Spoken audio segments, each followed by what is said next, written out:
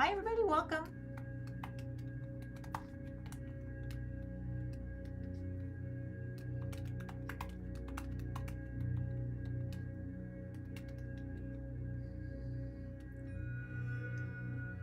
Hey everyone, this is really actually my first real broadcast. Everything else I've done up until now has been more or less figuring out the software and figuring out how to do all this wonderful, modern, amazing stuff. I think I'm live. If you are new to my Zen of Painting over on YouTube, welcome. My name is Stella. I am an artist. I've been an artist for a long time. Anyway, I have workshops, I teach, I've taught for a decade now. I'm passionate about pigments, I'm passionate about painting and the communication of painting. Anyway, so just if anybody can hear me in chat, I know I have a few chatters, please drop me a little confirmation.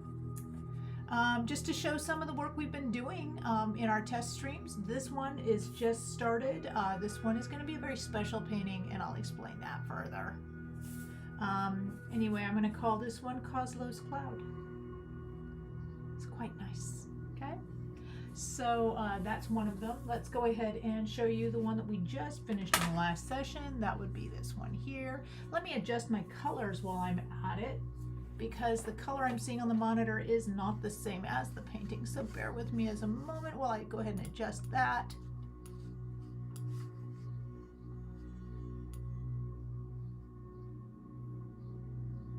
And a little less contrast. Oh, that was no good. Okay. Brightness.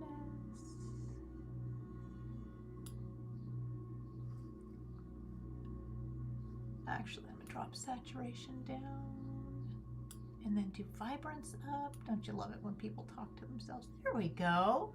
That's what I'm seeing all the way around. Okay. So I'm not sure if anybody can hear me. Let's see. I'm going to check in with my staff here.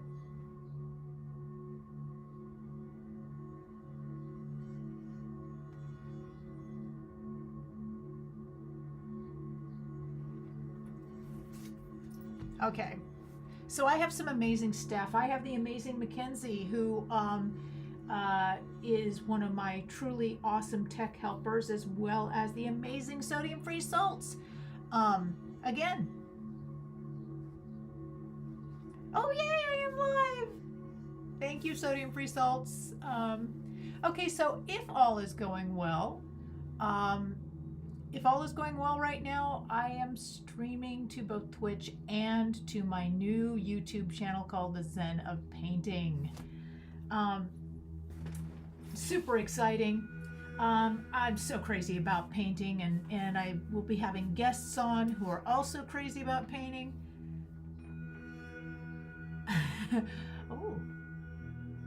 Oh, put down the, oh, I should put down the link. Oh my gosh. Oh, I am so woefully unprepared. Okay, so I will put down the link to my, wait, I have it. Hold on. If I text it to you, sodium-free salts, can you drop it in the chat for me? Here we go.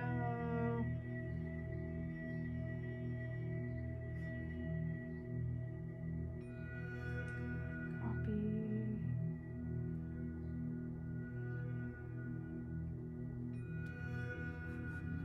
It's called Zen of Painting on YouTube, and I just texted it to you. Thank you so much. Okay. Oh, so welcome. Okay, so first off, I need to tell you guys who makes this all possible, and this is all made possible through the Buenaventura Art Association. They are my sponsor. They help me give you guys these free classes, free lessons.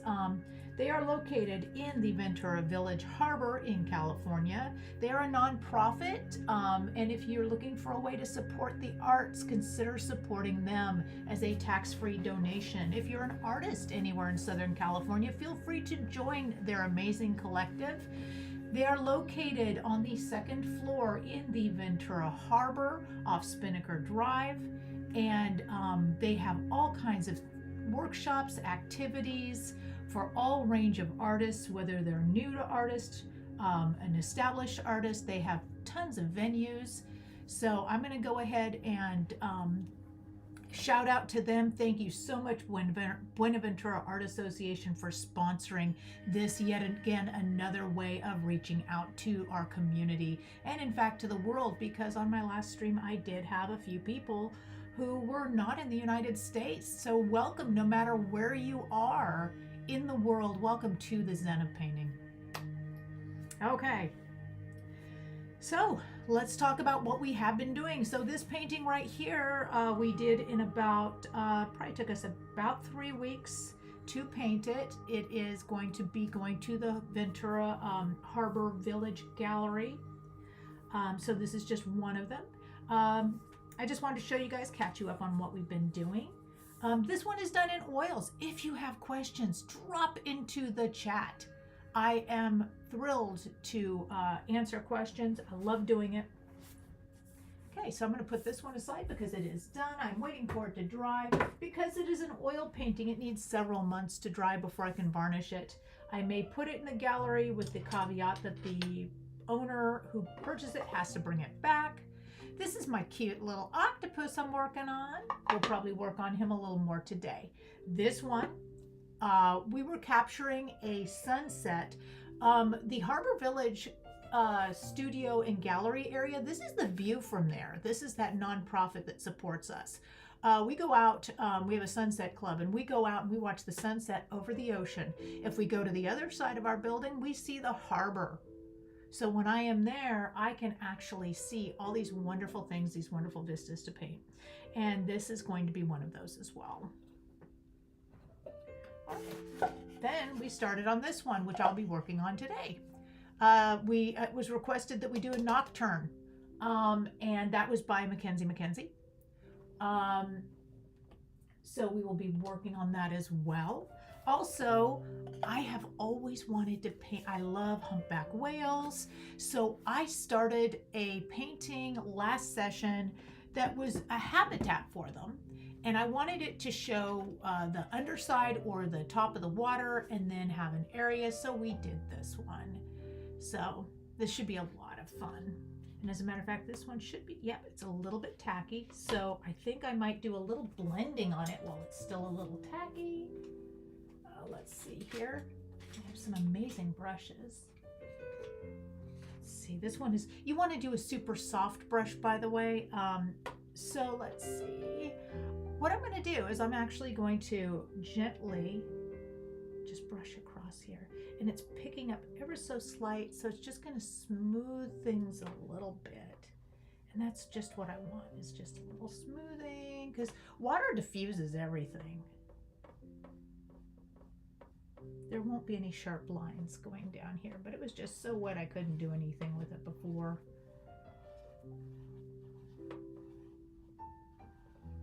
That beautiful soft filtering of light. And I do call this the Zen of Painting because painting is amazing. It's just, it's a communication form. And the fact that they take it out of school is so sad.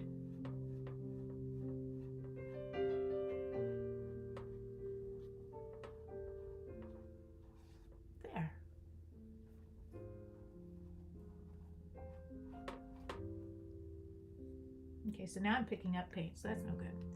I'm going to go ahead and use my finger, which I probably shouldn't, but I'm going to anyway. There we go. I'll fix that real quick. See, I made a mess of it, but it's okay. So mistakes are all right, guys. Mistakes are absolutely no problem. Matter of fact, I'm going to first clean my hand. Always get the paint off your hand immediately. Don't let it sit there. And I'm using the baby wipe to do that. I should use gloves. I have to order some. I don't have any in studio, especially since I like to do that finger painting thing once in a while. It's just good practice to keep your hands clean. And remember, there are no mistakes in painting. It's just adventures. Oh, thank you, Jenna-san, or I'm sorry, Penguin-san. Penguin-san, thank you. Let's see here. So I have some of the paint right here, and I'm going to go ahead and see if it's still viable. It's been a couple of days. Yes, it is. So I'm going to go ahead and just lay a little too light. It's okay.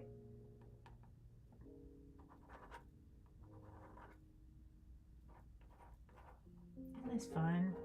So zen.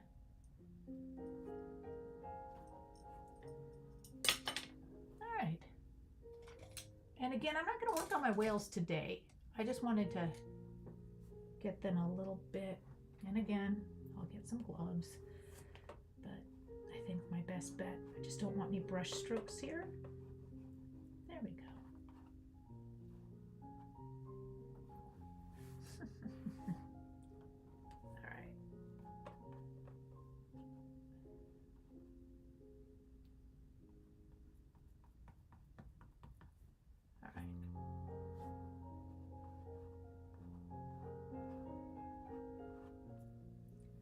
Okay, enough for now. It's at that tacky stage where now I'm lifting up a little paint, which is fine. I'm going to go ahead and put this aside to dry. There we go. Because those whales are going over that area anyway. There we go. Okay. So we've been having a lot of fun. Oh, thank you. Yes, just the fingertip ones would be wonderful. And like I said, usually I don't even use my hands. Today I'm just kind of on my weird mood, but I should. It's always a good idea to use. Always a good idea to use gloves. Okay, so this one was the Amazing Mackenzie's idea, and it's a nocturne, and I don't even have a reference photo for this. It's too saturated, I can tell you right now. It's just not. I used indanthrene blue. Oops. There we go. And I'm getting all the paint off my hands. Always stop. If you've got paint, do an elbow check, by the way, guys. Always do an elbow check, because you'd be surprised. You get a little paint there, and all of a sudden you don't know why it's on your shirt, why it's on your car, why it's on your dog. Just do a check all the way around regularly. Take that moment to clean everything up. And now I've got the clean hands. I've got a little bit of right in there, but that's friggin' that's phthalo blue, which we all know is crazy. All right. So I love to use quality paint. I can't recommend it strongly enough. I love Michael Harding as one of my favorite go-to paints. Michael Harding is wonderful because it is made sourcing pure pigments. It's well made. This is a lead white alternative called Warm White. I love using this because it already has that warmth to it, although I could mix it if I wanted. Oh, yes. For anybody who, we have Rose the studio dog, who is not with me today, by the way. We will have a Rose cam soon so you guys can see the puppies. Any puppies I have in studio. We are a dog-friendly studio. And one time Rose went over and just licked a dollop of my white paint. Thank God it was not lead white. But that was when she was a puppy. She just reached her. I'm like, oh, okay. That was crazy. Crazy times. All right, so I love Michael Harding paint. I have discussed the Buenaventura Art Association, which, I should put the link for that as well. That should actually be, I should actually have that like right on my desktop because they're my sponsor. And I apologize, my first stream, people. I'm learning as I go.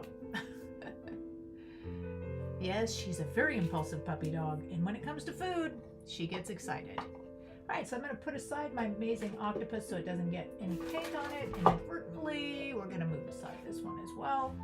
I love to have a gray background. Gray backgrounds on my mixing palette help me mix colors better. And let's see, how shall we proceed with this? This one's going to be a lot of fun. I think I'm going to make it, I wouldn't mind making it a foggy night. So I did get rid of the white. And this, by the way, is a wood panel. And the wood panel, I put gesso on it. So before I start, with anything that has to do with art, it's important to plan. I love to say the Salvation Army is full of paintings that were unplanned. You paint yourself into a corner, the composition doesn't work. It is so true.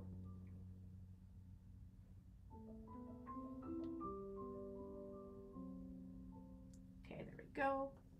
All right, so here's my palette that I had from before, and I stuck it on some palette paper. What I want to do is I want to build a palette, and I'm going to mix my colors here. Let me see if I can move this a little bit to make it a little easier.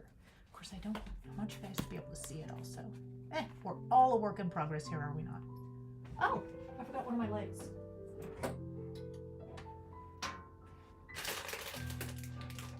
That should help. All right. I'd love to tell you all that I'm not scattered, but it's just part of me and it's part of who I am, and I love who I am. All right, so what if I was to make this into a foggy scene? Basically, we're going to paint over the entire thing. So I'm going to mix up a palette, and when I mix up a palette, I'm going to make sure that it's all... Let me adjust this light real quick. Sorry, guys. That's better. I'm going to mix this palette up here so it's all cohesive. It could be a little toward the blues, but I'd kind of like it to be a foggy night with the moon popping out between clouds. So let's go ahead and start mixing that. So again, this is the warm white from Michael Harding. You pay more for quality paint, but you actually are not paying more. And the reason I say that is because the pigment load is so good, it doesn't have cheesy fillers in it. You literally are getting what you pay for with cheap paint. You have to use twice as much. Sometimes the paintings ooze, they never dry, they're just a pain in the butt. Student grade paint should be against the law. And I will get off my high horse. Over here, I have one of my favorite mixing colors. And again, if your paint is getting stiff, don't bother with it. I have some under here that's still working. This is Van Dyke Brown. That is a great color to neutralize. For instance, here we have some blue. Okay, so let me show you. This is a great thing to learn for mixing paint. So I've got the blue, mixing it with white, and look at how saturated that is. And it's beautiful if you want to make a highly saturated painting, but I don't. I want to actually create a cohesive, natural looking, because you're not going to see this color in nature. I'm going to add a little bit of that. Well, actually, you know what I should do? I'm going to put that aside so you guys can still see it. It's a comparison, because this is about learning. And that is why we are doing this channel, is to help everybody build their own zen of painting.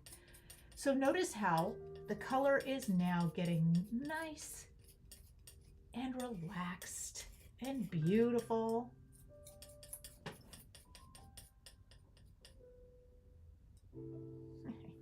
All right, so this is a beautiful, more natural color than this, which is what we started with. And I love this color, and I love this color for this.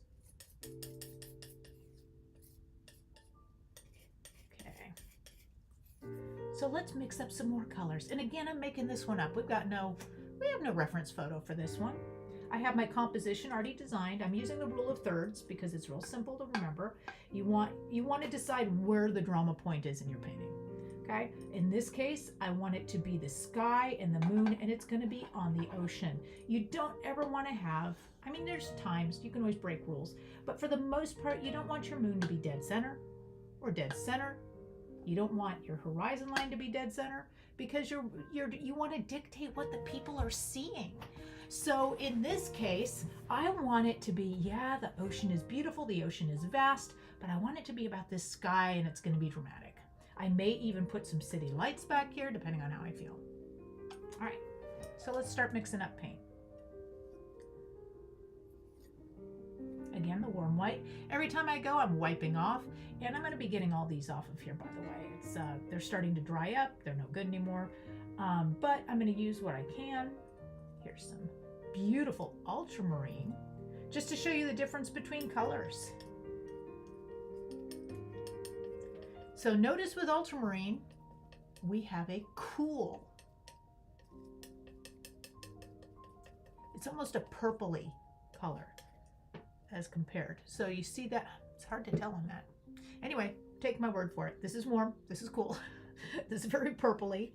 And what I'm gonna do is go ahead and do the same thing that I did with the indanthrene, which is to add some of that beautiful Van Dyke brown. Again, all of these colors I'm using currently are Michael Harding. Quality work.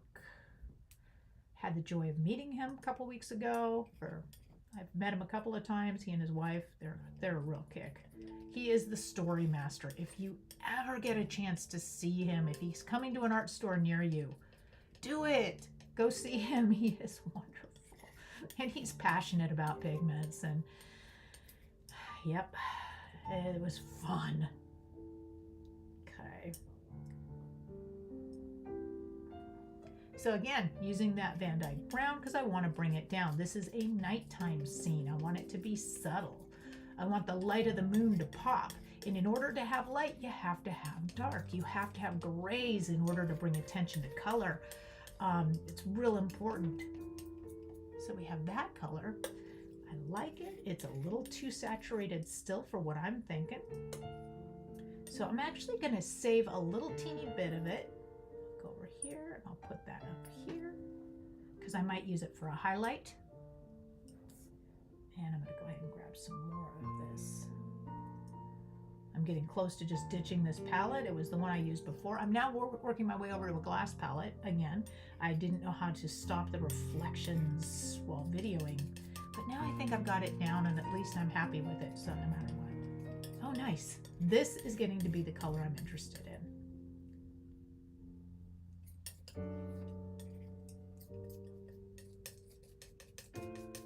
You also can desaturate blues using transparent red oxide. That is one of my favorites. I just need the darkening power of the Van Dyke brown for this particular one.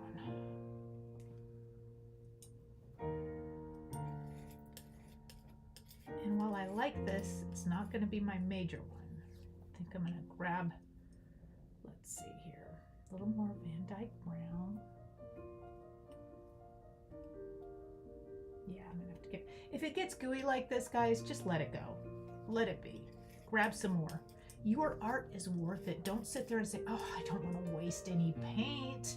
You know what? It's so frustrating working with paint that's already semi-coagulated and does not want to mix. Do not do that. Don't do that to yourself. You're better than that.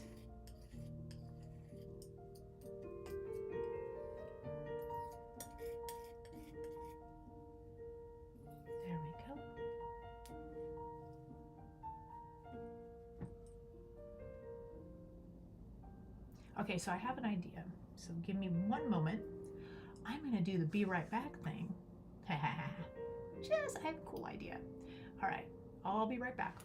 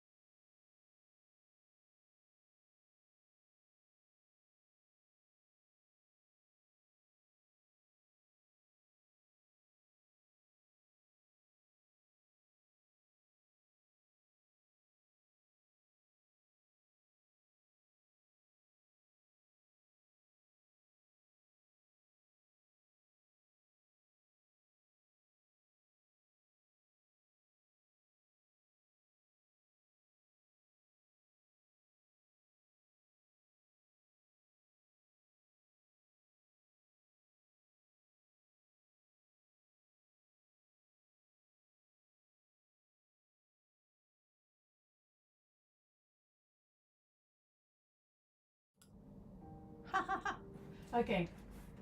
Now, no laughing. Okay. Buenaventura Art Association is our sponsor. And look at us going old school. We have a QR code. If anyone wants to help support or donate to, they do community outreach. They help people. They work with, they enrich the local artist community. They offer classes, all kinds of fun things. Okay, and I think I will put this right here. Move this. There we go. There. Now I feel official. There we go.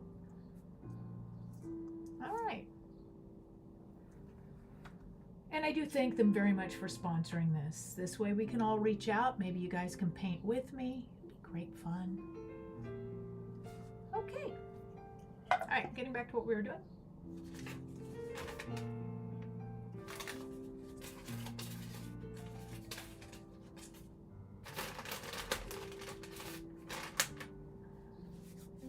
Okay, always double check your hands, and I'll be getting gloves courtesy of the penguin, which is wonderful. Okay, pick up some of this. Okay, let's start mixing more of our palette. I have these two colors. I need darker. And I'm gonna go ahead and grab the tube of paint. My cloud painting. Here's my Van Dyke Brown. I love it so much that I buy it in the giant tube. It's a very versatile color.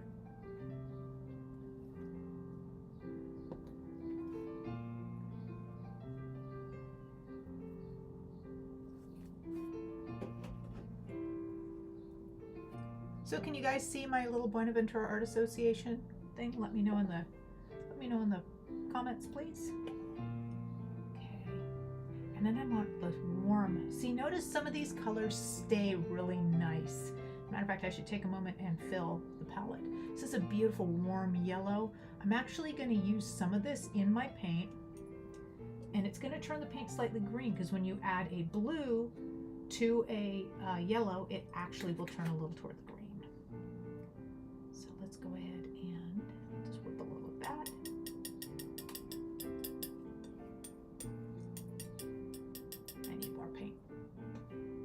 I do not have enough paint. Let's grab more. Okay. Always wiping off our palette knife. And I think I'm just going to take one moment to do some housekeeping. I'm going to take my white, get it up here where I always have my white.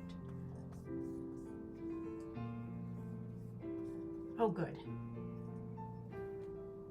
Yay! Thank you so much, all of you who are just hanging out. Okay, so I'm going to go through here, and if I tap on it and I'm not getting any off here, it's not worth my trouble. This one, look at that. So this one is still pliable, still good. So I will take that, and I'm actually going to put that over here because I'll probably use it for this painting. I'm going to go through. All of these are, this one's okay. Kind of a, now if it's goopy, get rid of it. See, that's a little goopy. So I probably won't even use that color. Don't be cheap with your paint. I tell my students, don't be cheap with my paint either. If they borrow a color, they're all like, oh, I don't want to take much. Just take what you need. The colors do go a long way. Okay. Oh, this is a lovely shade. This has kind of a pinkish tone to it, or mauve tone, be it will. Okay.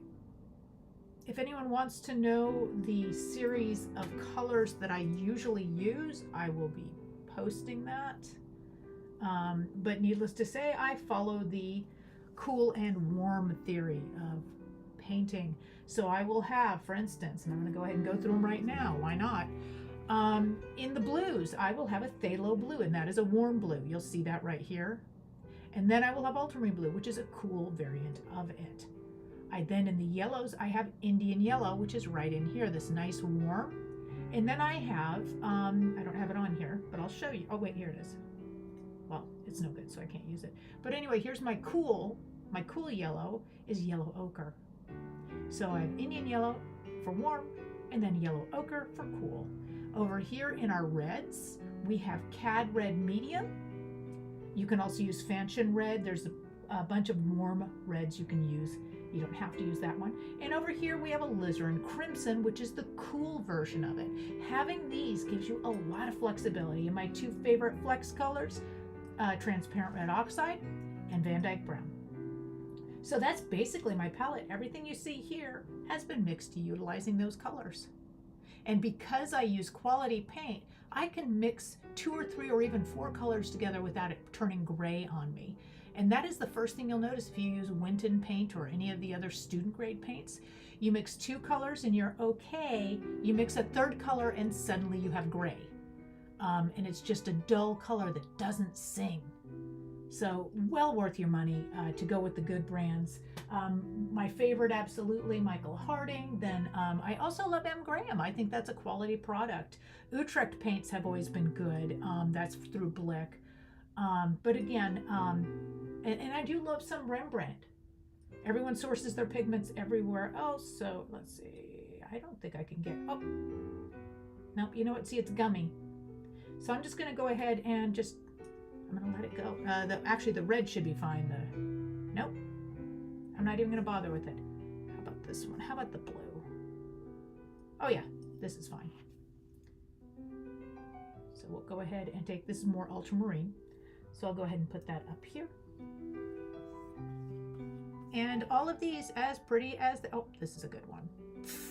Didn't even realize I had that one. It's a lovely one. Again, don't waste your time. Don't waste your time with paint that's getting all coagulated. Go ahead and dispose of this.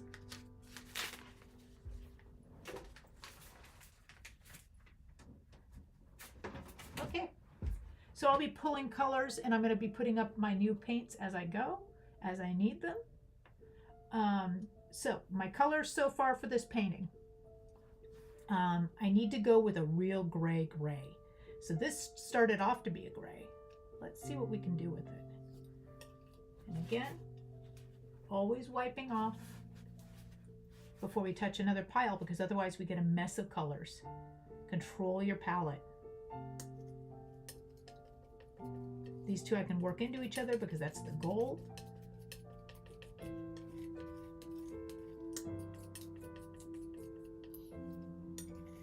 Beautiful.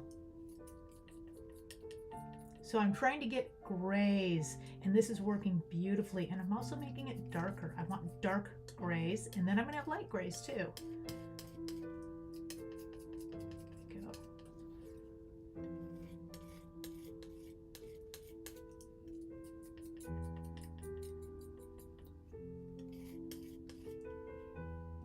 Okay, so I'm actually gonna go into this mixing pile already here, and that's the area where I mixed my blues. So you'll notice when I do this a lot. I will pull from different piles. I'll mix on the same area, and it kind of, if you're working with a fairly limited palette, it actually makes it more cohesive. Everything blends more with each other.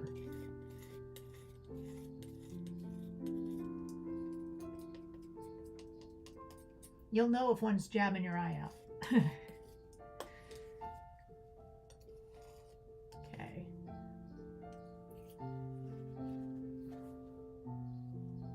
See, and I didn't follow my own rule, so now I've got to take more of it.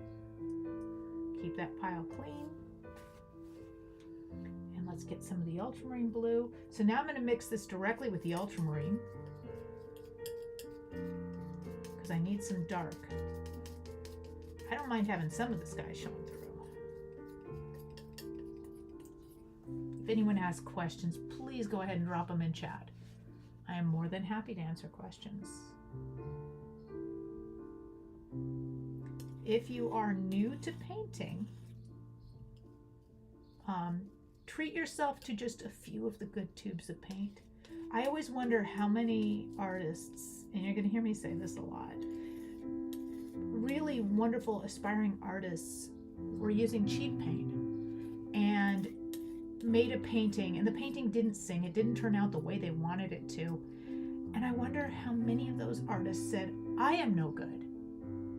I am no good. And they say this. We all have that inner voice. And quite frankly, the inner voice has nothing nice to say. I'm not really fond of the inner voice. But it was actually the paint. The paint is what did it to them. Now I have this beautiful dark, very dark color, and it's gray dark. So I'm going to go ahead and lay that right in here because I'll be using that. That's a good one. So I have this here. I have it on the back of my palette knife. I'm going to grab some more from here and mix a secondary.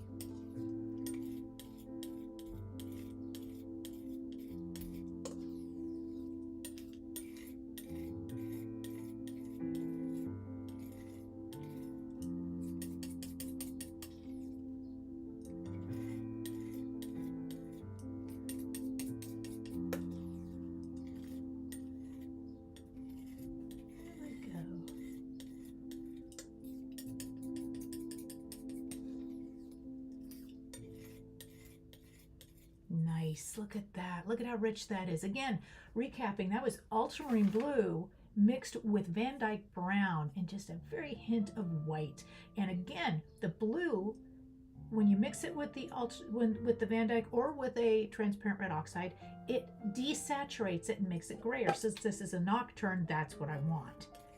Okay, so I'm putting these colors all together in a group so I can see how well they talk. This one ain't gonna make it, but that one wasn't part of it anyway. I'll utilize that and mix it in as I'm mixing other things.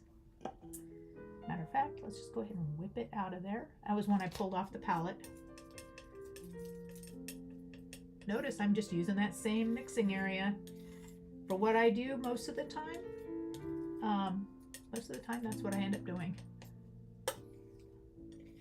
So I do want some warmth of the moon coming through also.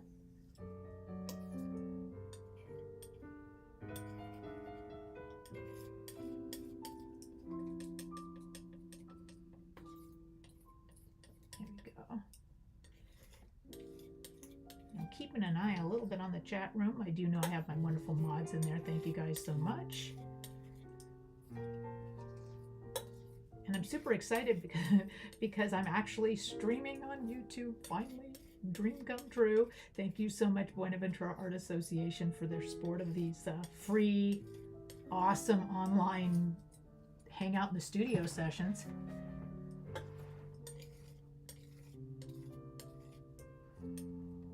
Now look at that beautiful gray we're getting. And as a matter of fact, let me do a quick adjustment because I am not seeing the same colors on the screen again. Here we go. Drop it back just a hair. There we go. Now you can really see the difference in colors. Okay, so for instance, this is just the straight. This is mixed with the Van Dyke brown. So this is the straight. That was in Danthering blue. Then I have my ultramarine blue, and I mixed it with the Van Dyke brown, and it desaturates it. So I'm doing a nocturne. So here we go. We have these three colors. That's going to be too saturated. This is going to be delicious. So let's go ahead and use some of this to mix what we need. Remember, I have some on the back of my palette knife. I don't want to dig into my main piles with my palette knife, but since I'm mixing all these together, I don't mind. I'm kind of incorporating them all into this painting.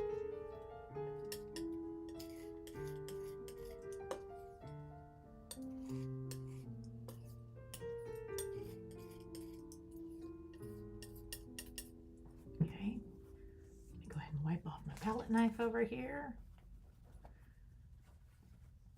because I don't want to contaminate my piles. And then I'm going to go in again, grab a little more. Of the Van Dyke brown. Yay!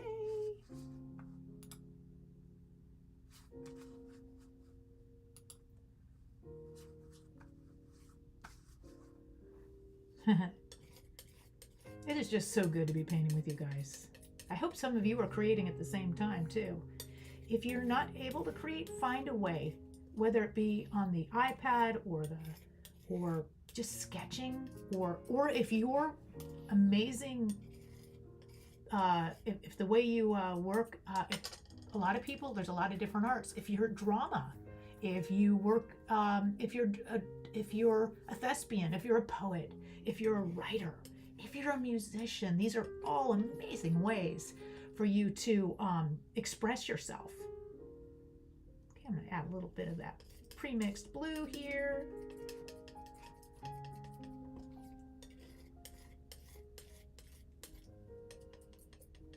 There, that's a neat color. Love that. Mix it a little bit more, and then I'll throw it over on my side thing. And you might say to yourself, well, why aren't you just painting? Well, actually, this is a superpower of oil paint, is that if you mix up your whole palette first, you can just relax and go into the zen of painting. You don't have to sit there and say, okay, oh, now I've got to mix whatever color I want to go with this. That's a horrible way of working. I do have to work that way with acrylic because acrylic dries so fast. But acrylic can be painted over. All of them have their strengths and their weaknesses. Okay, so I love this shade for what I'm doing. I'm going to put it over here. So see these 4 colors? See how they get along? None of them are jabbing your eye out. They're all kind of just there and copacetic. There we go. I'm going to grab some of this. Okay, that one is a nice highlight. So again, I'm not going to use much of that one because it's a little too saturated. All right, so now I need to do my moon. So I'm not going to use my blue here. So real important definition, most of my colors in my landscapes, I will utilize the same palette and keep mixing over this area. However, I need to keep those yellows more pure. They will soak in, they will get duller, and I do have to mix some duller ones. So let's go ahead and just do that. But what I will do is I will clean this area off so my mixing area doesn't have the blue, because what happens when you mix yellow with blue? Anyone remember? Okay, you can drop that in the drop that in the chat if you want. There you go. So nice and clean area.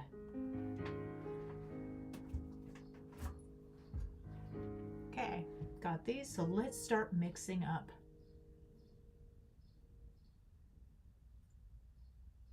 We got this beautiful yellow. Actually, I do like this yellow as is for part of it, so I am going to save it. This will be like some highlights, and that's about it. But I also need some differing versions of it. So, we were talking earlier about cools and warms. I'm going to get some yellow ochre. That's that cool yellow we were talking about. I'll go ahead and put it up here because that is a standard for me.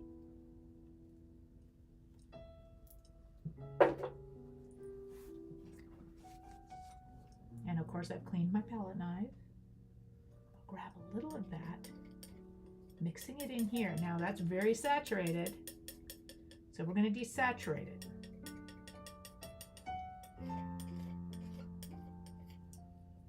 But it's a beautiful color, isn't it? All right, so let's add a little Van Dyke brown to that. You don't want to add blue because as Penguin has pointed out, that is when you get green. Don't want that. Now we could push it in different color shades or different areas. There you go.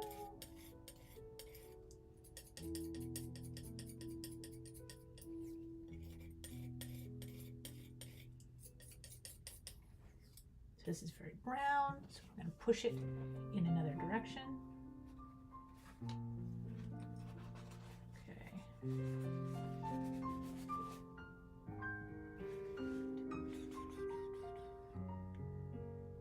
God, it's going to work. This is going to be beautiful. I'm going to add a little bit of this color to it.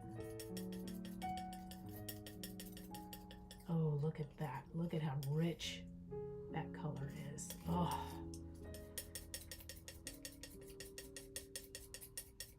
It is heading a little toward the green, but I can adjust that by adding transparent red oxide.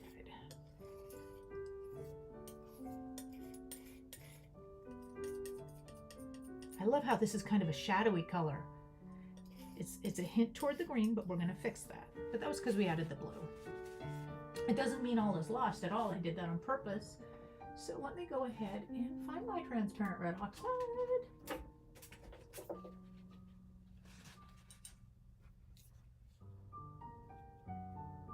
Again, this is a color I use all the time, so I'll put a good chunk of that down. And I'll respect the pile by not dipping a contaminated palette knife in it.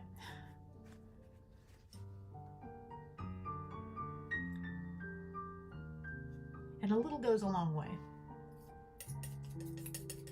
Look at that beautiful warmth we're bringing into that.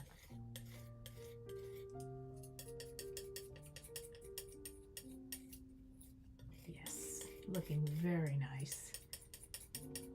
Wow. Okay, this is exactly what I'm hoping for. Go a little bit more toward the red.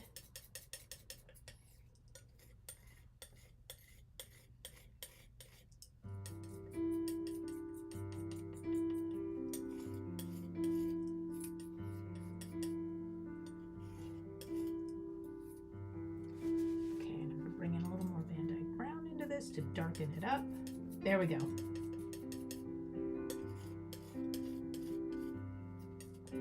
Now, it's always a good idea when mixing paint, especially if you're new and you're kind of playing with ideas, just use teeny bits over on the side until you figure out where you're at. Don't mix your pile and then say, oh, that's the wrong color, and you end up with a huge pile of paint. Always experiment on the side and then work with it. If you end up having something, let's say I didn't want to use this one, but I do. I would actually put it aside and you'll find me grabbing from it later. Never wasted. But I'm only mixing up little bits at a time, and if I need to mix more, I will. So look at how beautiful this looks compared to here. I'm going to put this one over here, and I'm going to mix a little of this with it. Look at that. Oof, beautiful.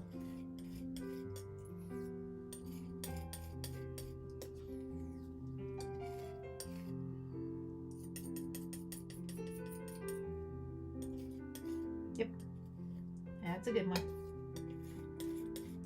So I've mixed 3 different colors in here, and if this was a student grade paint, it would now look completely desaturated and gray, as like in black and white. It would just be really, really ugly. So please treat yourself to good paint. It's worth every penny. Ask any art supply store around here. Oftentimes they have student discounts. Always ask if there's a student discount if you're new. Tell them I sent you. Okay, let's see here. So again, keeping this one out of the picture here, look at these colors I've got. It's looking beautiful. Okay, so I've got this. I'm gonna go over here. And I'm gonna mix, I love this shade. I might use that in my moon. Notice how it's a cool and a warm. Okay, and if anyone wonders, how did she get that shade? Okay, this shade was a combination of a touch of alizarin crimson, a touch of ultramarine blue, a touch of Van Dyke brown, and then white. One of my favorite recipes for mixing shadows and things like that, and purples. Okay.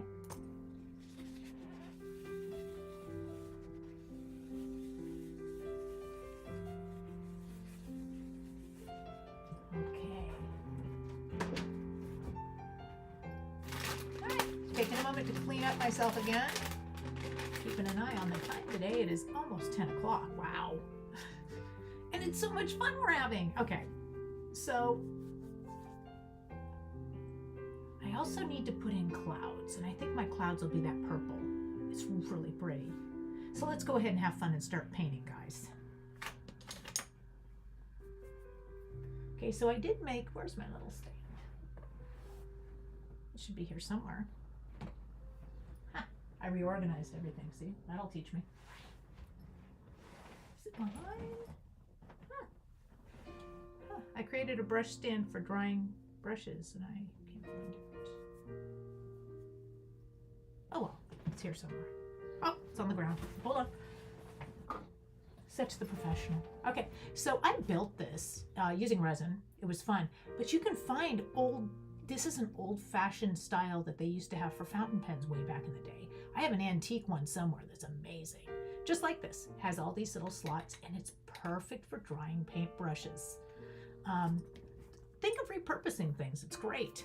And actually, I just let it sit like this over here, and I put it over the chat areas because you guys don't need to look at that.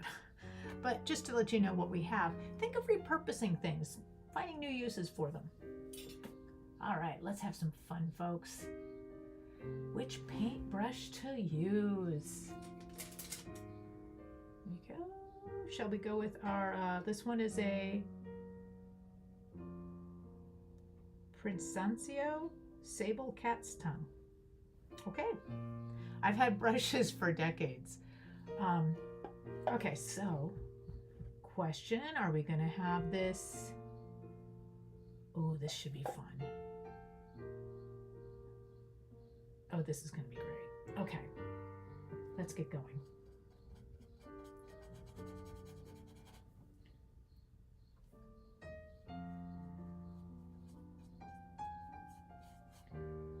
So I'm just painting around where my moon is gonna be, because it's going to be lighter in the sky where the moon is.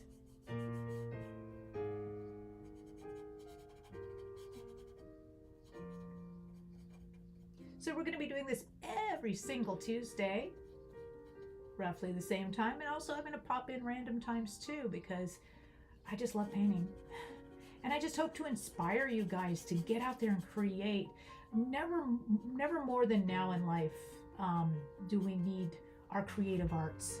And we desperately need our creative arts at this time. Let yourself explore your creative side. So notice how I'm mixing in now with the other things. So now I'm mixing it, so I'm going to make it darker. It's going to be some clouds.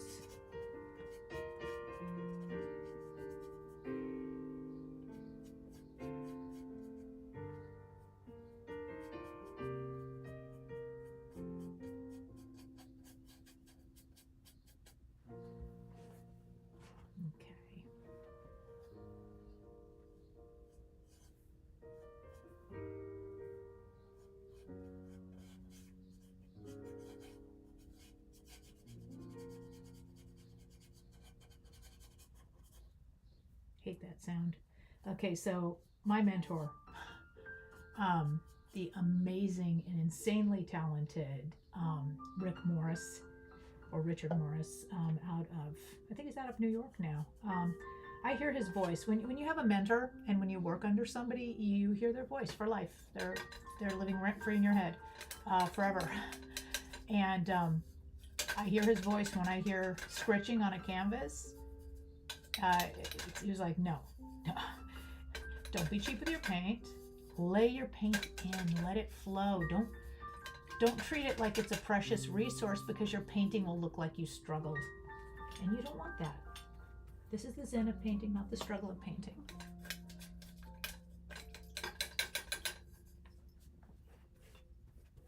Okay. Taking a moment to clean my brush. Always keep your brushes clean. Never leave your brush in solvent of any kind.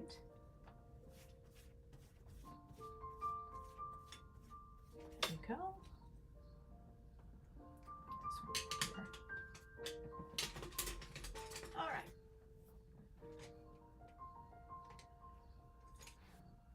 I'm gonna go ahead. This is a stronger brush. This one is a Rosemary and Company Ivory Filbert. I'm gonna go ahead and paint in my ocean now. I'm going to utilize all these colors that I've got. Again, we're going over a lot of what we already have in here, and that's intentional. So I've done this dark color. These are very bright. Go ahead and do a little mixing.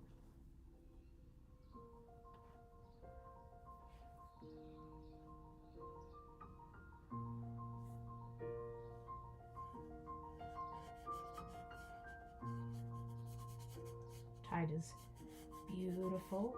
Again, I'm hearing my scritching. Oh, sorry, Rick. I will admit that working on these wood panels is not my favorite. I love ampersand gesso board. I love triple primed oil, Centurion linen. I'm a bit of a snob. Can you paint on these? Of course you can. Of course. The trick is that I'm just a snob. Okay. So our moon is going to be right here.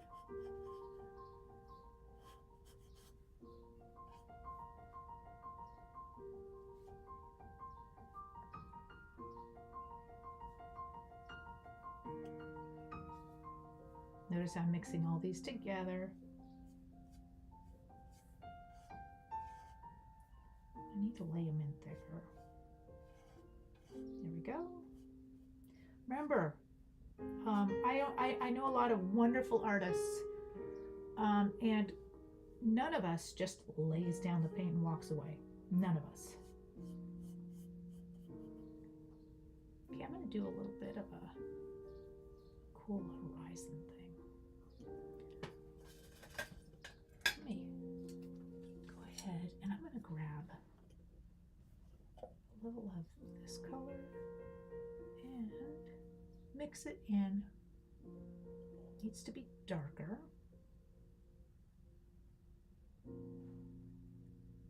Because that's going to be way too bright.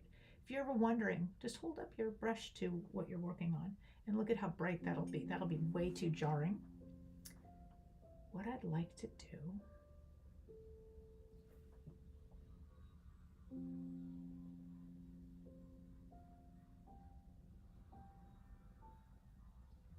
so colors lie when they're next to each other. They do all kinds of weird stuff. Okay, notice how I brought that down a little using some of that, using some of my Van Dyke Brown. I want it darker because I want to put a hint of light coming up on the horizon, but it can only be a hint. See how bright that is next to the other? That's fine. Let's see how this looks.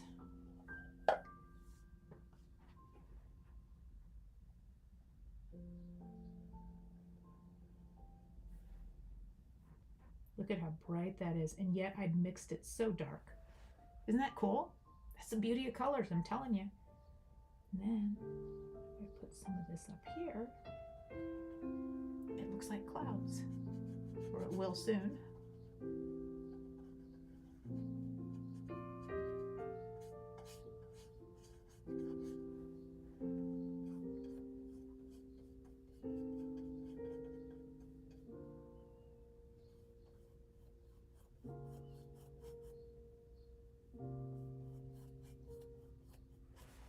This is fun, guys. So glad you're with me. And if anyone has questions, please drop into the chat and ask them. So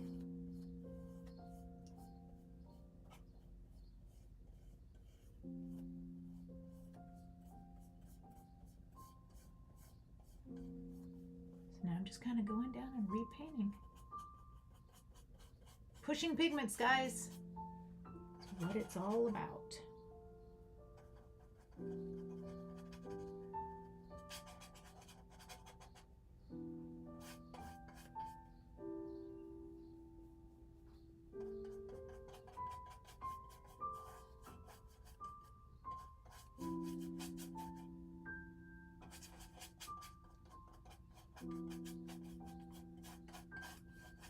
I have to get enough paint on here for it to move.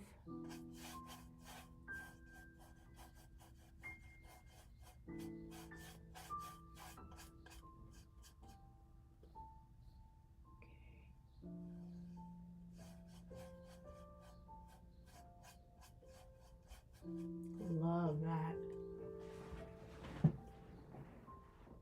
Okay, so what I want to do is put a hint of a horizon coming up. Just a hint. And I'll be going over this again, mixing it with the dark. Everything will be copacetic and everything will blend. Oh, we're having so much fun. So notice, because we mixed our paint up in advance, we can just go with the flow. Look at that. Look at how now we have this kind of light coming up in the background. Isn't that fun? It's looking beautiful. And how I have a soft line here, a sharp line is always a commitment. And horizon lines, especially on the ocean, are rarely sharp. Our lizard brain tells you they're sharp, but you're looking in the distance and it's always a little bit soft. So keep that in mind.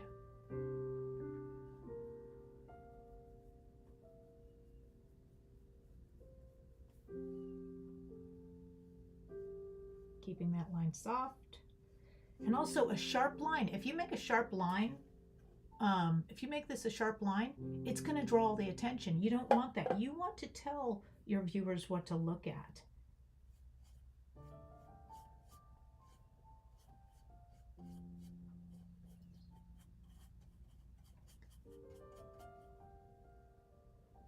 Okay. Now keep in mind, let me go ahead and clean this brush. Keep in mind now we're going to be doing waves. So we want our waves. Our lizard brain tells us that the white caps are white. They're not. I mean, this color right here that I put in, guys, it's that dark gray. So that highlight is that dark gray. Actually, it's this dark gray up here. Yeah, it was this one right here. And light is relative. You need dark to have light. And that's what I love painting with illusions, is these just interesting things we can get done. So what I'm going to do now is I'm going to take a moment and paint in the moon. And the reason I'm going to do this is because at this point, it's real important to get my highlight. If I don't know what my highlight is, then I'm going to be confused on where to, let's see, I'm going to go through here. Let me lift off some of this. Lifting off is great. So I'm not going to be able to do accurate highlights in the water until I know what the highlights are on my moon. Okay, so I'm lifting off. Lifting off is a cool process. You take your brush, you dip it in your solvent, and get all the excess paint off. Then you wipe it here to get some of the extra here, and then you can lift paint off. See? And we all use lift off. Lift off is almost as important as put on. Okay, I'm taking a moment for that to dry because the solvent is wet on there.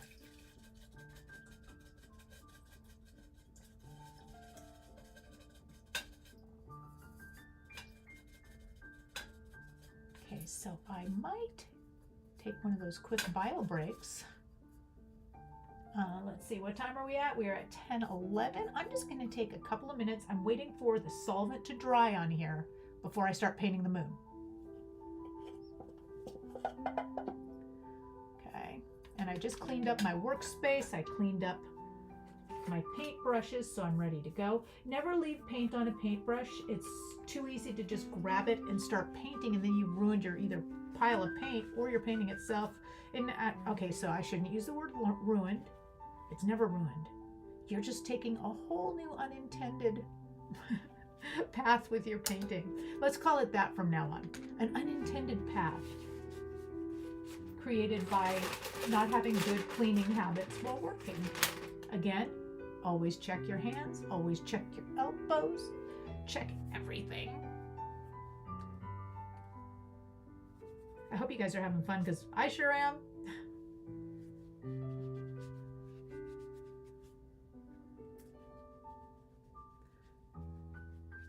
Okay, I'm going to put a quick be right back, and I will literally be back in about 2.5 minutes. Gives time to paint, and then we're going to paint the moon. Yay!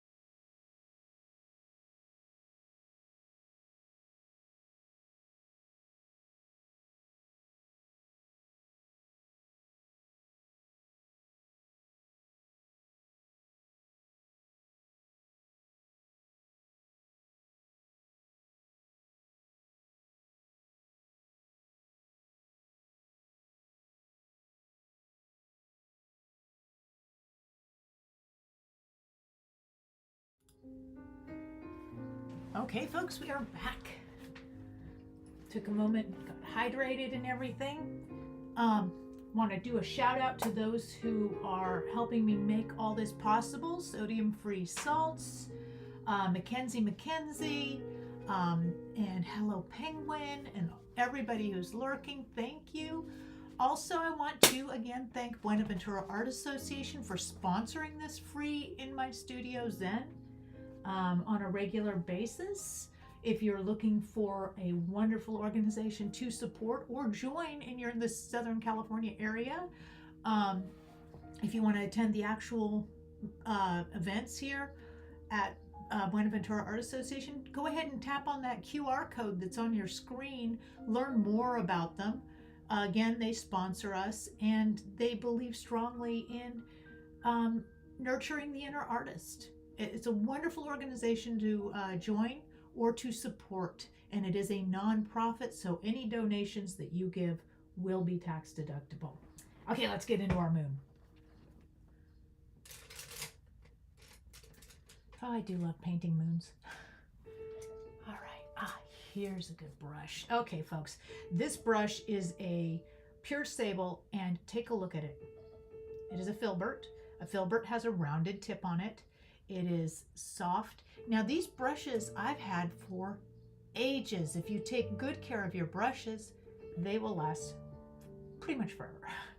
I do have a ton of brushes though, if you can see. I have several things of brushes. As they get older, when they start to get weary, they actually make really good brushes for other textures and things, so I never really get rid of them. All right, so my colors for my moon. I'm going to go ahead now. Keep in mind, when I have a blue background like this, what always happens is it sinks in. Just happens. So before I actually start, I'm going to gently smooth this area. See, it's kind of a sharp thing. I'm going to go ahead and smooth that a little, because any sharp line is always a commitment, and now will be a much easier time to smooth it. And then when I go in next week, because we will be working on this again next week,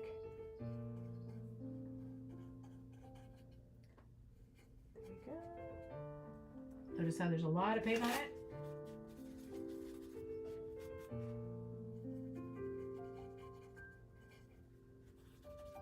This is just a dry brush. I have no solvent on it.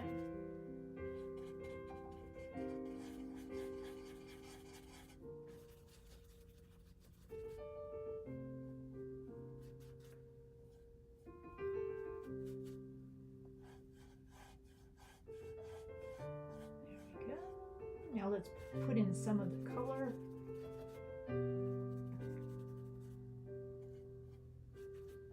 I'll do some of the lift off again, just a teeny bit. I'll get most of the solvent off so we don't have to have a cool down period on that. Just making sure there's not a bunch of blue pigment hanging out in this area that's going to tint my moon, although I can always tint it back. Remember guys, we are always in control. We might end up going around a different way to get to where we want to go. And we might even find something an accident that we say, oh my gosh, that makes an insane illusion. I love it. Let's keep it. Okay, I've cleaned my brushes. All right, so I have this beautiful brush and it's kind of tight around the top. I'll need it to be a little tight. I'm gonna go ahead. Let's go ahead and mix a little of this yellow.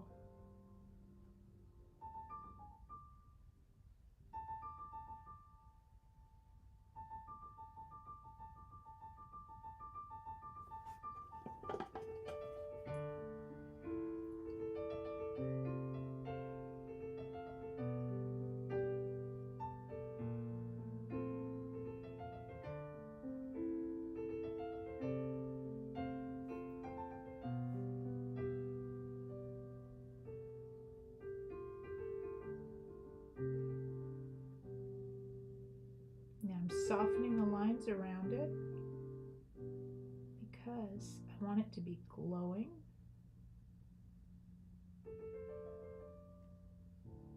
Okay. Let me adjust the contrast. Again, it doesn't look quite for you guys what I'm seeing.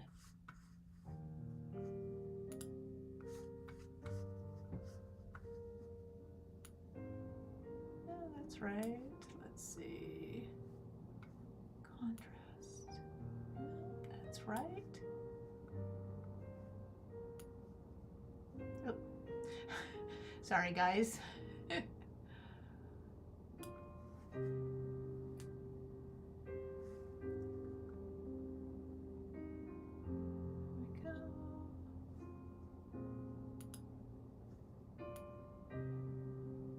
There we go. That looks better. All right. Very good. This is great.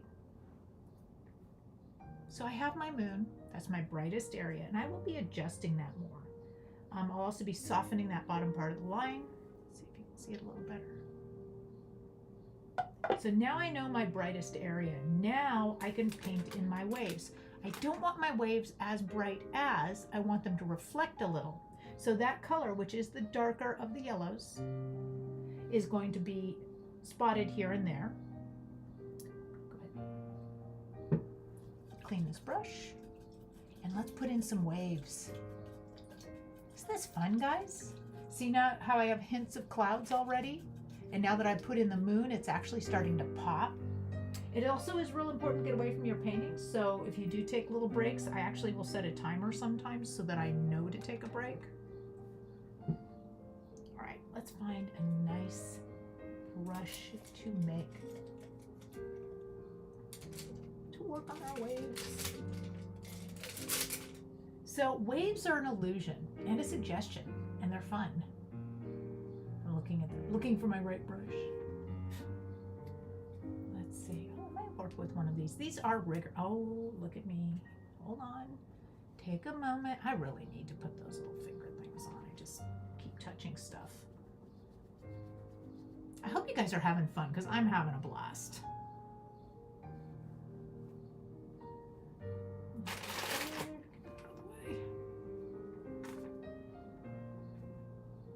All right. Might be on the handle too. And that's another reason to keep checking your hands. If you get paintbrush on the handle of a paintbrush, you will never realize which one, and you're just going to spread it all over the place. Try to keep as neat as possible as far as keeping your paint contained.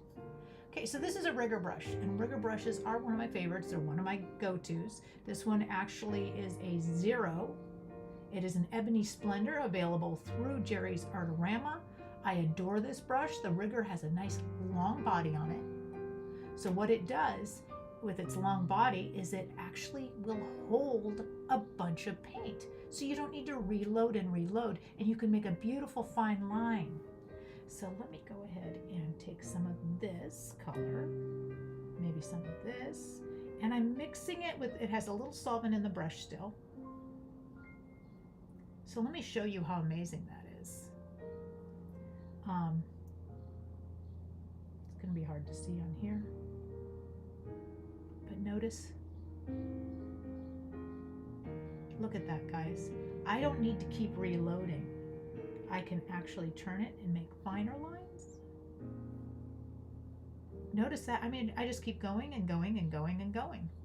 And that's the beauty of the rigger brush. Go ahead and clear all that off. So the rigger brush will be how I add my highlights to the water under the moon. And so I'm going to go ahead and work on that. So farther away, it's just going to be where it catches.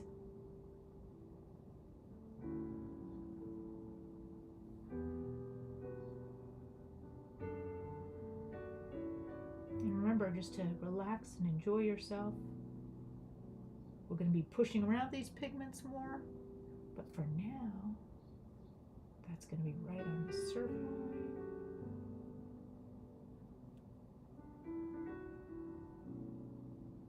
Remember to treat yourselves kindly, by the way.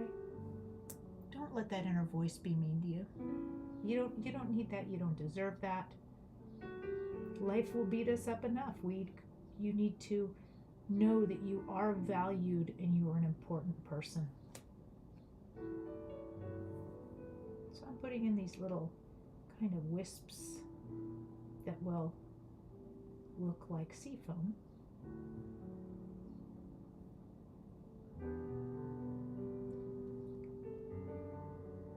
So art is self-care, people.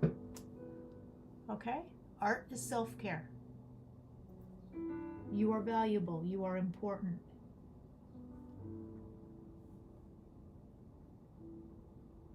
Okay, so let's get a little wave action going back here. So notice how we've kind of made a spider web. Go there. There we go. Notice how it's starting to look like the ocean, folks? Isn't this fun?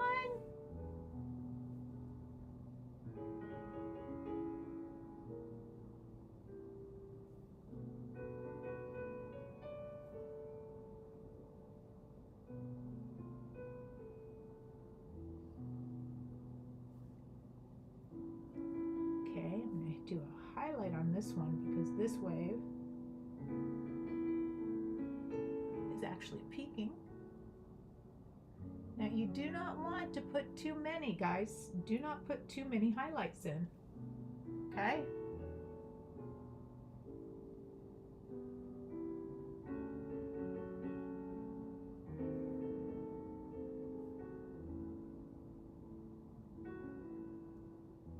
There we go.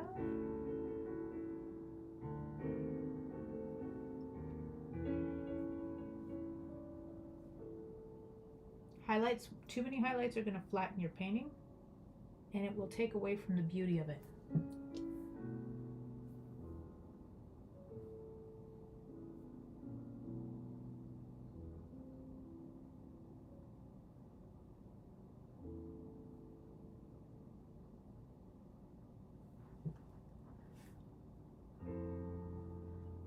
So I will be adding more of the golden from the sun on here when it dries.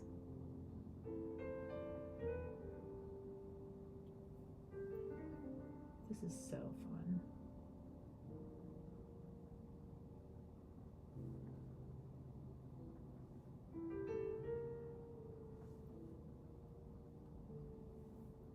Isn't this zen, guys? Thanks for joining me with this.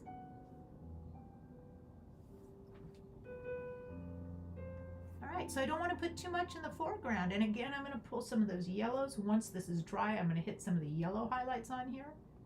I'm also going to add a nice glow once this dries around the moon. Yeah, I'm loving how this is turning out. And then I'll be adding more to the clouds and the sky. Maybe I'll do a little of that now, because why not?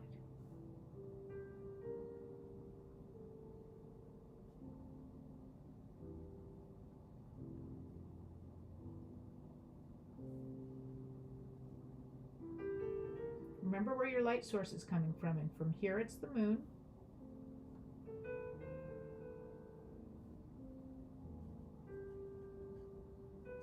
Okay, so I've thrown a little bit of fun stuff in there. Let's just blend and see what happens. Let's have a blast, people. So if you're lurking, please, if you feel like it, you can just drop in and say hello. Especially if you have questions. I am here for you. Okay.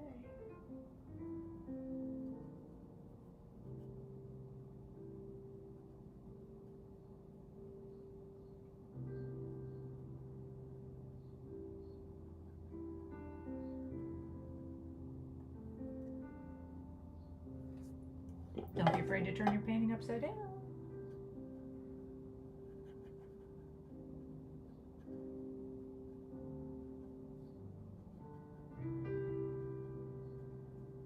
And I'll go in and change the highlights or fix up the highlights on all these clouds as well.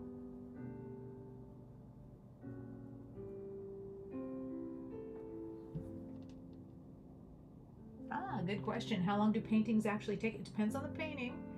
The one with the wave, this one here, took me about a month on and off. A lot of that was observation time, and a lot of it was waiting for layers to dry so that you could get that illusion going again. So if we're going to judge this one, we started it last week. We just took a few minutes to put in the background, and we will probably finish it next week. We'll be able to finish that one up completely. So it depends on the painting, but the fastest I've painted, sometimes I'll paint alla prima, which is all in one go. Soften that. Oh, I love this look. Happy accidents for the win. Yeah, look at that. Oh, loving it. Maybe I'll put a couple more clouds in the... Let's see, where can I put that? Oh, this is exciting. So I might put a little layer of fog in there later. I don't want to put too much. Again, if you put too much stuff, you run the risk of messing up your painting. So I'm actually going to take a little of this blue color here. And when the clouds get toward the horizon, they actually get darker. So if I'm going to put in clouds down here, they're going to be dark. So let's do that. We'll put a couple just to kind of continue with the sort of day we've got. There. Showing a little depth there. Check that out, man. Isn't this great?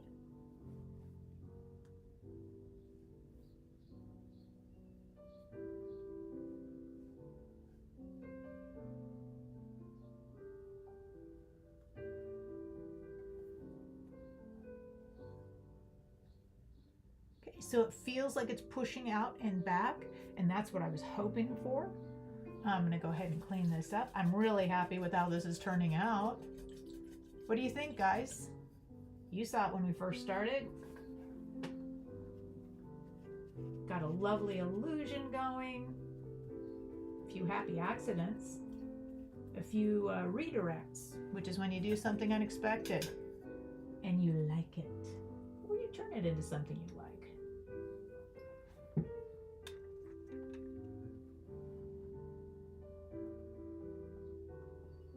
Okay, I'm going to load my brush here.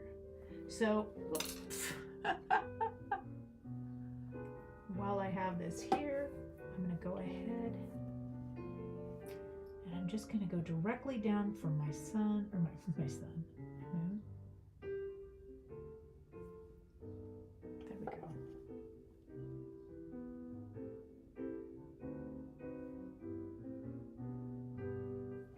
There we go.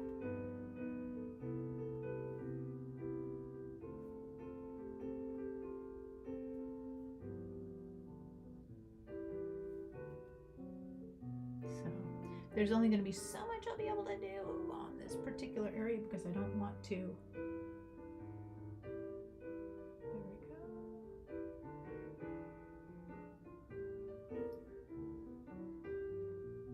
All right. Oh, this is fun.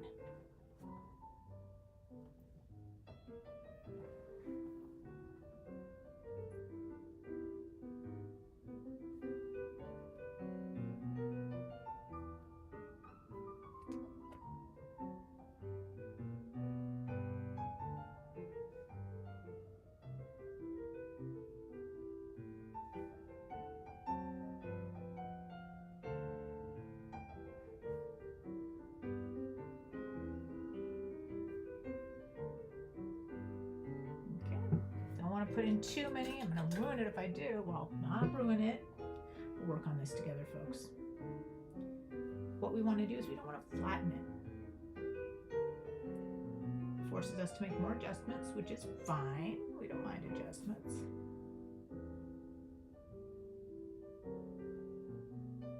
Matter of fact, I'm going to go ahead and add an adjustment here to give more depth to the whole thing.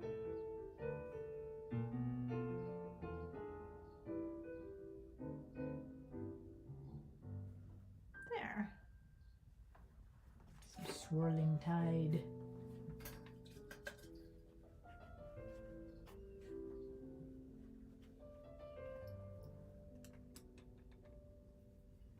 So this is a combing brush. This one is a Kalansi Sable, Rosemary and Company, Series 331. And it has this kind of rough, sort of, it's almost like cut up. It's so soft. I'm going to go ahead and use it to soften up the swell. and to guide some of these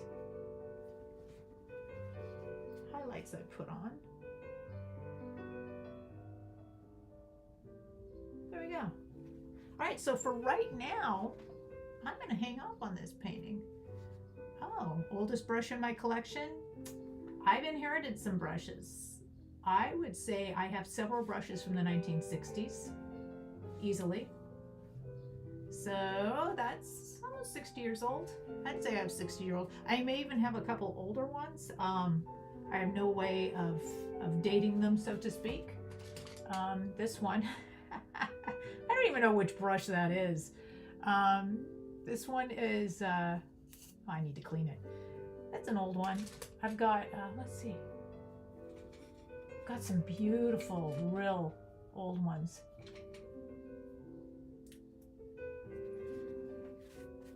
There we go.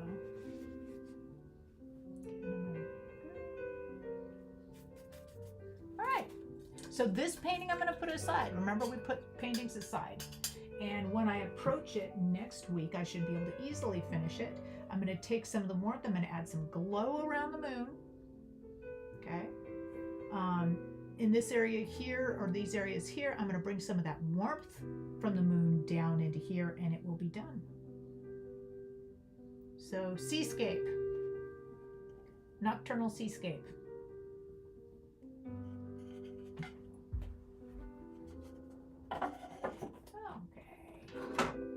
So we have this one now. This one, I think I need to tone down the top a little bit by adding some more clouds. I have that vibrancy. It's practically on fire. And I've captured the light, which makes me happy.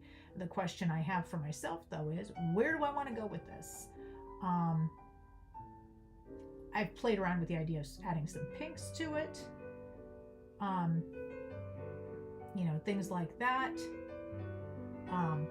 Maybe even putting the sun right over here or over here. So it's just a tough one. And I think what I'll do is the yellow in here. Let me make sure my paintbrush is clean. Let me flip open my wipe off thing. So when you're working, work on a lot of paintings at once. That gives you a chance to clear your head about each painting too, and to get a feel for it, because paintings are 80% observation. You look at it, because you can paint right through a beautiful illusion by not giving yourself time to actually look at something. So let's see. So it was Indian yellow. This happens to be a Williamsburg. There's a lot of different Indian yellows, and all of them to me are amazing. And allow me to show you why. So I'm going to mix, put it down right here. Okay, see that color? Okay, it looks like kind of a dull orange, right? It's a transparent color. So by that, it means that it's see-through. And in order to make it opaque and make it work, you have to immediately mix it with white. So let's go ahead and do that.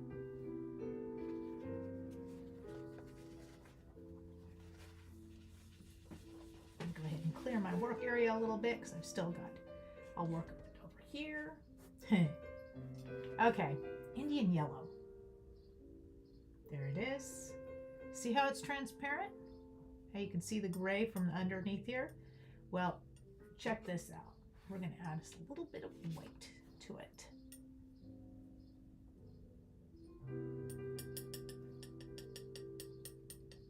And boom. Look at that. That is the color we have here. So you can add more white and get it to be an even lighter color. Very versatile. That's why I really love, and these are synthetic, by the way. Indian yellow is now synthetic. You don't want the natural Indian yellow. Great story, which I probably will repeat because I love it so much, and all my students know it because I can't help myself. I got to talk about it. Back in the day when oil painters were painting, you know, we didn't have art stores. Art stores were just not a thing. And what they would do is they would deal in pigments. And you worked with what you had. You're an artist, you need a yellow, you go out in nature, you're looking around, you're hoping to find something. And well, it was discovered, either intentionally or by accident, that Indian yellow, it's not named after the American Indian, the Native Americans that we have. It is actually named after India, because that's where it came from. This pigment would be purchased and traded on the market, and it was from India. And it was discovered in India by someone resourceful that if you feed a cow only mango leaves, that cow will urinate in a very bright yellow. I'm not lying. So that's what was discovered, was that you can get you can get this gorgeous color if you dry out the urine from cows that have been sustained on solely a diet of mango leaves. Now, it was a transient color, meaning that it could fade. It wasn't very light fast. However, now these are synthetic versions. Isn't that great? I love synthetic versions. So much nicer. So I'm going to mix up some of these colors. And again, just like with the other painting, so I still have my other palette here. I collect these colors and I keep using them in different paintings.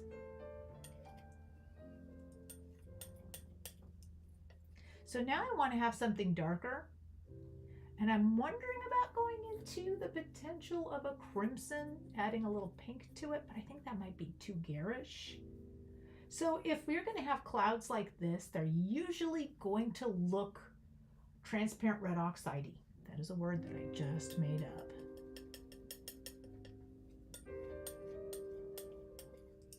So I'm mixing in transparent red oxide with my Indian yellow, with my white. And that's an interesting color. Look at how it looks almost pink when I introduce it to this. So I'm going to go ahead and add more to that. And I think I will, for interest, add some of this to my sunset.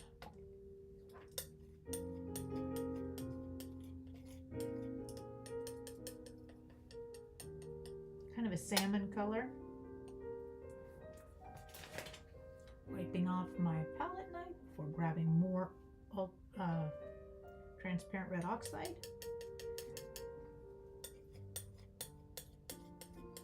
So when I scrape, I'm scraping on the back side of the palette knife.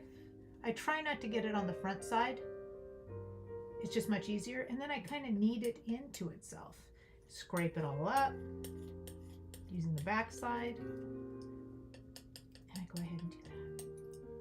And I'm going to hold it up against there, and I love that. I think this is going to be really fun. I'm going to keep a little of this to the side, and I'm going to keep mixing because that would make a nice highlight. Let's go ahead and add more transparent red oxide. Now remember what happens if you get it too saturated. You want to add a hint of blue.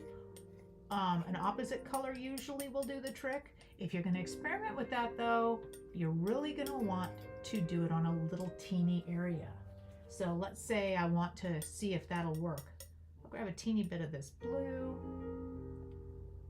And I'll grab the so I'm going to grab the ultramarine. So notice I have a little of that here. So that definitely made it darker. I'll need to get a little bit more of this in there. Notice I just did it on a little bit because I wanted to see where it would go. And this is exactly what I'm hoping. So we have this lighter color and a darker color. Look at that. Okay, so I have this lighter color. Oops, sorry about that scritching sound. Fingers on a chalkboard.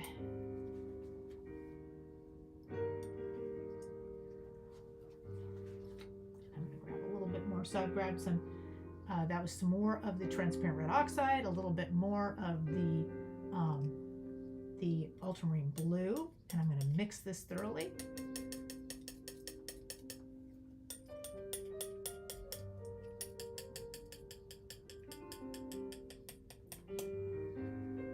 And this color actually has more red in it than I'm seeing on my monitor. It's got a little bit more It looks very auburny. And if I hold it back up to this, that's going to be a fun thing. I'm going to add a little more transparent red oxide to get it a little bit more pushed into that red category.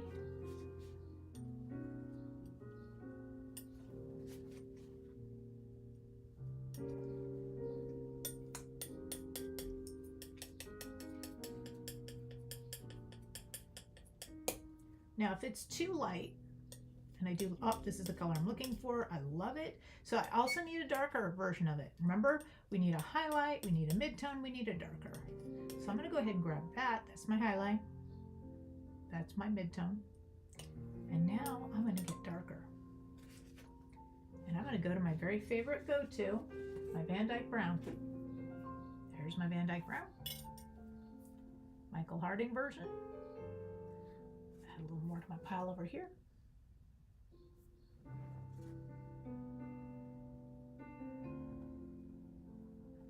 Ooh, least favorite color to work with.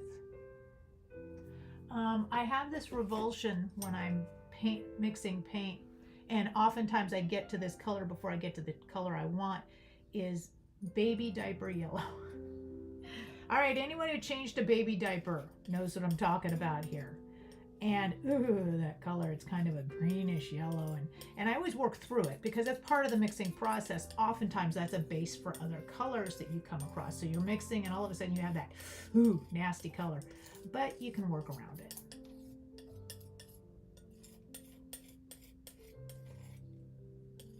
All right, look at that. So we have highlight, midtone, dark. I wonder, and I'm going to use this again because I want to keep everything copacetic. I wonder if I was to add a little bit of crimson, what would happen?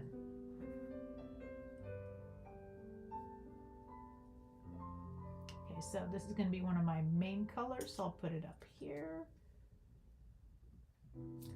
Carl's Crimson is the one I'm using right now, Williamsburg, but I have some other ones that I even like more.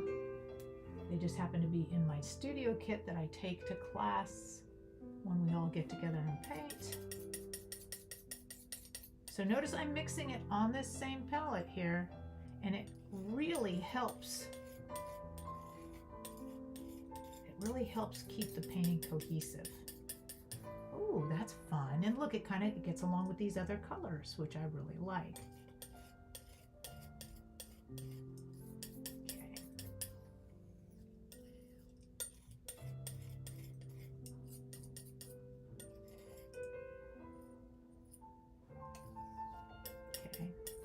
I'm going to add a touch of white to this.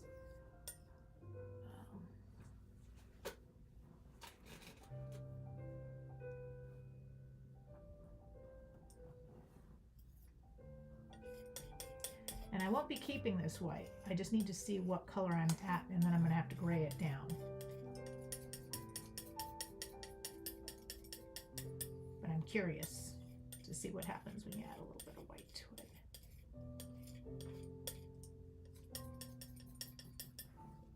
Oh, that's a fun color. Now, if I can get it a little toward the salmon, I'll be doing really good, and I know how to do that.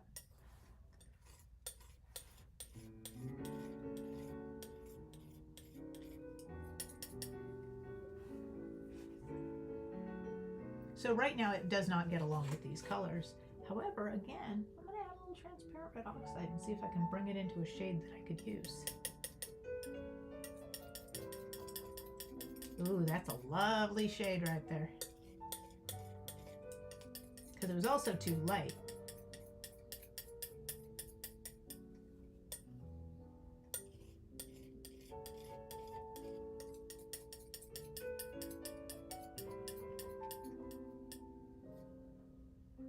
That's lovely. Put that up there in case I decide to go in that direction. And for the last part, I'm going to add a little bit of the Van Dyke Brown to it to really darken it up. And if it's too saturated, I would add a little blue to it to drop back on the red a little. You'll learn all these things as you go. The more you mix, the better you get. See, this is just going to be too saturated for me. I'm going to add a little of the blue to it. Just a hint. A little teeny hint of ultramarine.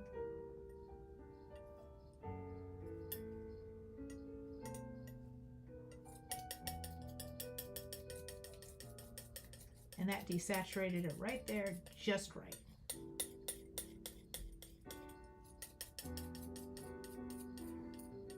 Is a redder version of this one. Very subtle difference on that.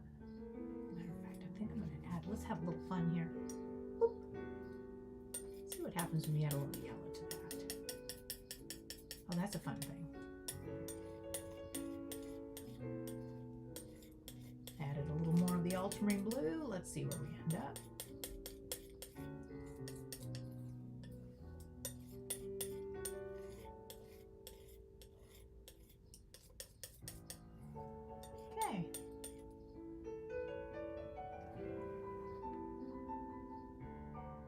Oh, well, that's kind of fun. One day will you do a challenge that is only primary colors? So let's talk about that. Would this be where I only use 3 colors and then mix to all different shades? Or you only want me to use those primary colors and not mix with anything? Let me know in the comments, because the answer is yes. We can have a blast with that. Okay.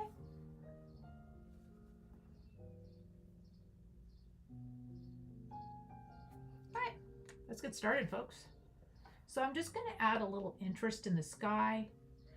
Right now everything is just glowing, and that's great, but it doesn't make, I just wanted a little more drama. So I have this beautiful dark soft, remember the soft line here. Always a soft horizon line or it becomes all about the line. So what I think I'll start with, actually, now that I'm looking at it, is I'm going to start with a little bit of this highlight, and I'm going to mix that with this salmon color. Ooh, look at that. That is beautiful. Let's see what happens when I do that. That's a little darker, which is all right. We like that. Let's get some shade in here. You can't even see it. Well, I can see it. I think I need a bigger brush. I need a bigger brush.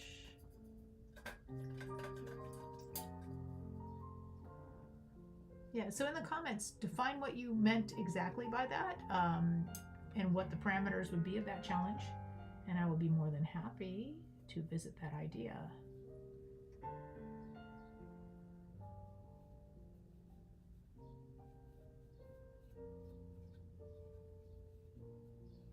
Okay, so the yellow has not dried much.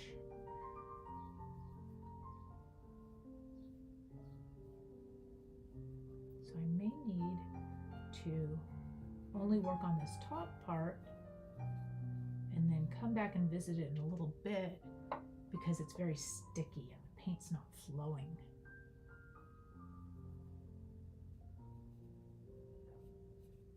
Yeah.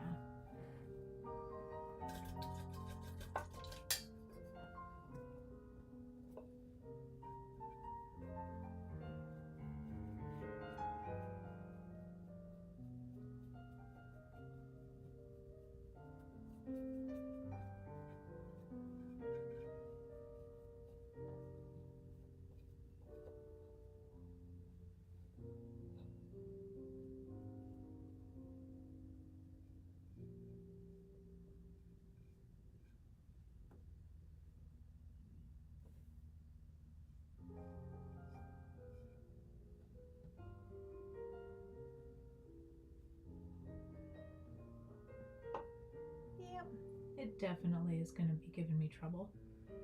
It's all right though. It's not ready. We have other paintings that want to be ready. I hope you guys have had fun here with this today. I think we've been streaming for a couple hours now. And we will go ahead and I do like this color.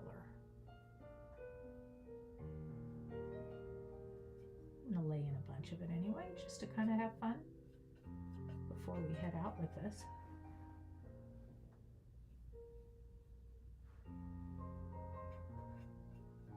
See how it gets darker when it's closer to that area? Dang, this is fun. We're creating sunlight. And we thought only God could do that. Okay, so let's see. Oh, this is just so much fun. So much for letting it be.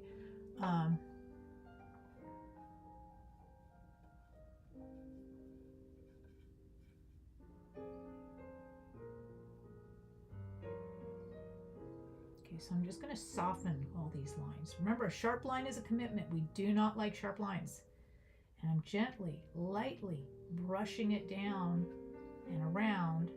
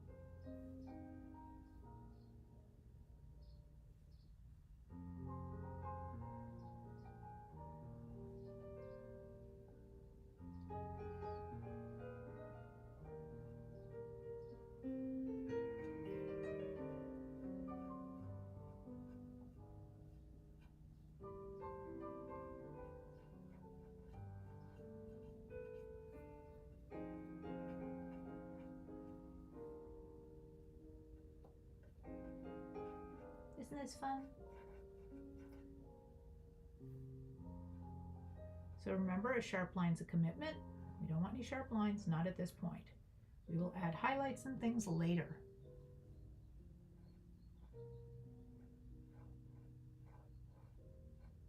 There. So for now, there we go. Add even more. See, I just keep fussing with it. Isn't it fun, guys? Okay, so we're coming to the end of today's session, and we will pick this one up and finish it next week. And I'll be going from start to end. If you're curious about wanting to learn a specific thing, feel free to ask. Ask me if I'll paint something. I'm usually fairly receptive to different ideas. If you have questions, please just ask.